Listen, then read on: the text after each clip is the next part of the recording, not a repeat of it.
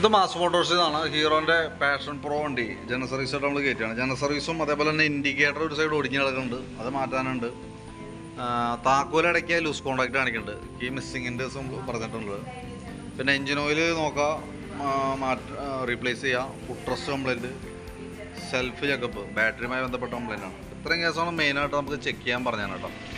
അപ്പോൾ നമ്മൾ വർക്കുമായി ബന്ധപ്പെട്ട അതിൻ്റെ ബാക്ക് ബ്രേക്കിൻ്റെ ഭാഗമൊക്കെ ചെക്ക് ചെയ്യാൻ വേണ്ടി അയച്ചിട്ടുണ്ട്.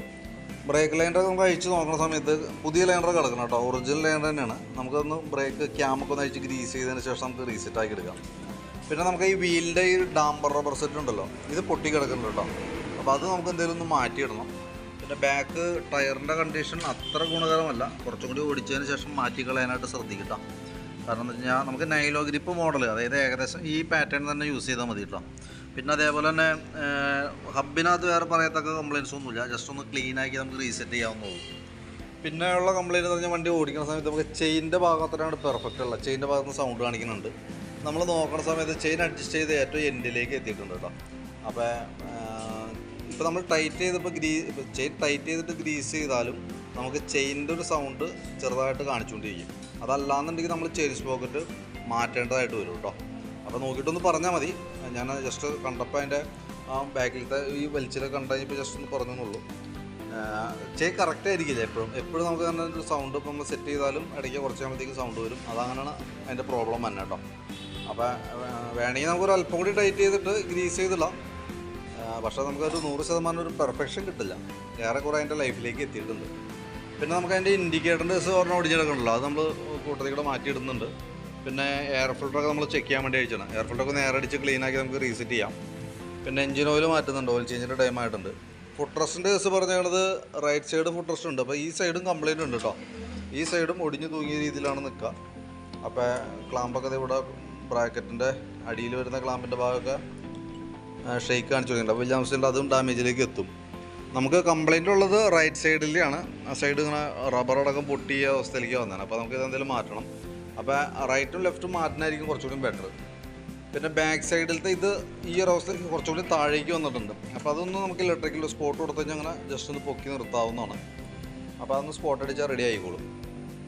പിന്നെ സെൽഫ് പ്രോപ്പറായിട്ട് വർക്കിംഗ് അല്ല. ചെക്ക് ചെയ്യുന്ന സമയത്ത് 2020 മോഡൽ ബാറ്ററിയാണ് നമുക്ക് ഇത് ഇരിക്കുന്നത്. ആമറോണിൻ്റെ ബാറ്ററിയാണ്. 12 വോൾട്ടും 4 ആംപിയറുമാണ് നമുക്ക് ഈ ബാറ്ററിയുടെ കപ്പാസിറ്റി. ഞാൻ അതിൻ്റെ വോൾട്ടൊക്കെ ചെക്ക് ചെയ്ത് നോക്കി. വോൾട്ട് 12.77 റേഞ്ചിൽ വോൾട്ട് കാണിക്കുന്നുണ്ട്. പക്ഷേ ബാറ്ററി നമ്മൾ ടെസ്റ്റിലേക്ക് കൊടുത്തു കഴിഞ്ഞപ്പോൾ ഓൾറെഡി ഇവിടെ കംപ്ലീറ്റ് ആയിട്ട് കാണിക്കാം. അപ്പോൾ നമുക്ക് സെൽഫ് ക്ലിയറായിട്ട് വർക്ക് ആവണമെന്നുണ്ടെങ്കിൽ നമുക്ക് ബാറ്ററി മാറ്റി വയ്ക്കേണ്ടതായിട്ട് വരും. കാരണം 2020 ബാറ്ററി എന്നാണ് ഇപ്പോൾ ജസ്റ്റ്. ഇപ്പോൾ നമുക്കിപ്പോൾ ഹോണ് കാര്യങ്ങളൊക്കെ വർക്ക് ചെയ്യുന്നുണ്ടെങ്കിൽ പോലും ഒരു പക്ഷേ നമുക്കിപ്പോൾ ബാറ്ററി മേന്ന് ഇപ്പോൾ നമ്മളൊന്ന് ബൂസ്റ്റ് ചെയ്യാൻ അഴിച്ചെടുക്കാൻ നിന്നാലും തന്നെ ചിലപ്പോൾ ഒരു പക്ഷേ പിന്നീട് വെക്കുന്ന സമയത്ത് കംപ്ലയിൻസ് ആയിട്ട് കാണിക്കും.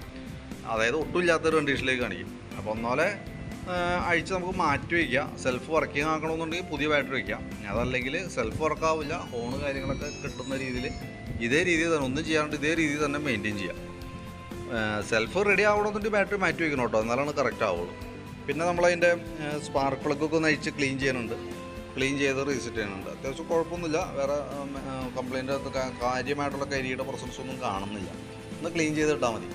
പിന്നെയുള്ളത് ഇഗ്നീഷ്യൻ സ്വിച്ച് അസംബ്ലിയാണ്. താക്കോൽ സെറ്റ് ഉണ്ടല്ലോ, അത് നമ്മൾ ഫുള്ളായിട്ട് അഴിച്ചിട്ട് ക്ലീൻ ചെയ്യുന്നുണ്ട്. അതിൻ്റെ ഈ ബാക്കിൽ വരുന്ന അടിയിൽ വരുന്ന ഈ കോൺടാക്റ്റാണ് കുറേ കഴിഞ്ഞാൽ ചെമ്പിൻ്റെയാണ് കോൺടാക്റ്റ് വരുമ്പോൾ ചെമ്പ് പ്ലേറ്റാണ് അതിൻ്റെ ഉള്ളിൽ വരാം.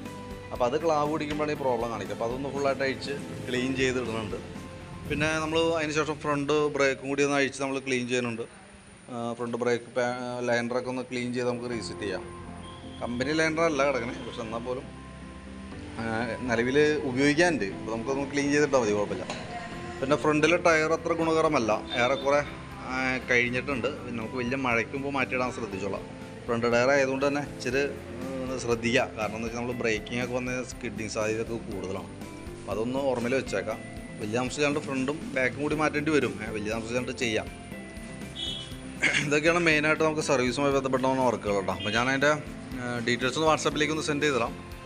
പിന്നെ ഈ സൈഡൊക്കെ കുറച്ച് തുരുമ്പ് കാര്യങ്ങളൊക്കെ ഉണ്ട്. അപ്പോൾ നമ്മൾ വാട്ടർ സർവീസായിട്ട് ചെയ്യുന്നുണ്ടെങ്കിൽ നമുക്ക് ഈ ഭാഗമൊക്കെ ഒന്ന് അഴിച്ച് കഴുകി കഴിഞ്ഞാൽ ഇതിൻ്റെ ഉള്ളൊക്കെ ഒന്ന് ക്ലീൻ ചെയ്തിട്ടേ ആ വലിയ തുരുമ്പ് കാണുന്ന ഭാഗമൊക്കെ ഒന്ന് പെയിൻറ്റ് ടച്ച് ചെയ്യാവുന്നതാണ്. നമ്മൾ വെറുതെ ബോഡി മാത്രം കഴുകിയിട്ട് കാര്യമില്ല. അപ്പോൾ ഇതൊക്കെ അഴിച്ച് കഴുകുന്നുണ്ടെങ്കിൽ മാത്രമാണ് കാര്യമുള്ളൂ. ഓപ്പൺ വാഷിംഗ് ആയിട്ട് ചെയ്താലാണ് നമുക്ക് അതുകൊണ്ട് ഉപകാരമുള്ളൂ കേട്ടോ. അപ്പോൾ നോക്കിയിട്ടൊന്ന് പറഞ്ഞാൽ മതി. ജസ്റ്റ് ഞാനിപ്പോൾ തുരുമ്പിൻ്റെതൊക്കെ കണ്ടപ്പോൾ ഒന്ന് പറഞ്ഞു എന്നുള്ളൂ. പിന്നെ വണ്ടി നമുക്ക് മൊത്തത്തിൽ ഒരു എന്താ പറയുക ഇരുത്തം ഉള്ള രീതിയിലുള്ള കംപ്ലൈൻറ്റ് പറഞ്ഞു. ഞാൻ പക്ഷേ നോക്കിയിരുന്ന് വേറെ പ്രശ്നങ്ങൾ തോന്നണമെന്നില്ല. ഞാൻ നിലവിൽ ബാക്കിലത്തെ ഷോക്ക് ഒരല്പം കൂടി ടെൻഷനിലേക്ക് ആക്കിയിടാം. പിന്നെ ബാക്ക് ഈ റൈറ്റ് സൈഡിലെ ഷോക്കിൻ്റെ ഭാഗം നോക്കുമ്പോൾ ചെറിയൊരു പ്രോബ്ലംസ് തുടങ്ങിയിട്ടുണ്ട്. പക്ഷേ നമുക്ക് വലിയ തെറിപ്പായിട്ടൊന്നും കാണിച്ചു തുടങ്ങിയിട്ടൊന്നുമില്ല. ഒരല്പം ആക്ഷൻ കയറ്റിയിട്ടേക്കാം, ഒരു സ്റ്റെപ്പൊക്കെ കയറ്റിയിടാം. അതാണ് നമുക്ക് ചെയ്യാൻ പറ്റാതെ കേട്ടോ. അപ്പോൾ ഞാൻ അതിൻ്റെ ഏകദേശം ഒരു എസ്റ്റിമേറ്റ് ഡീറ്റെയിൽസൊക്കെ വാട്സാപ്പിലേക്ക് ഒന്ന് സെൻഡ് ചെയ്തിട്ടേക്കാം. വീഡിയോ കണ്ടു കഴിയുമ്പോൾ നോക്കിയിട്ടൊന്ന് റിപ്ലൈ ഇട്ടേക്കാം. വണ്ടി നാളത്തേക്കാണ് ആവുള്ളൂ. മാക്സിമം നമ്മൾ ട്രൈ ചെയ്യാം. നാളത്തേക്കാണ് ഒരു പക്ഷേ തീരാൻ സാധ്യതയുള്ളൂ കേട്ടോ. നോക്കിയിട്ടൊന്ന് പറഞ്ഞാൽ മതി.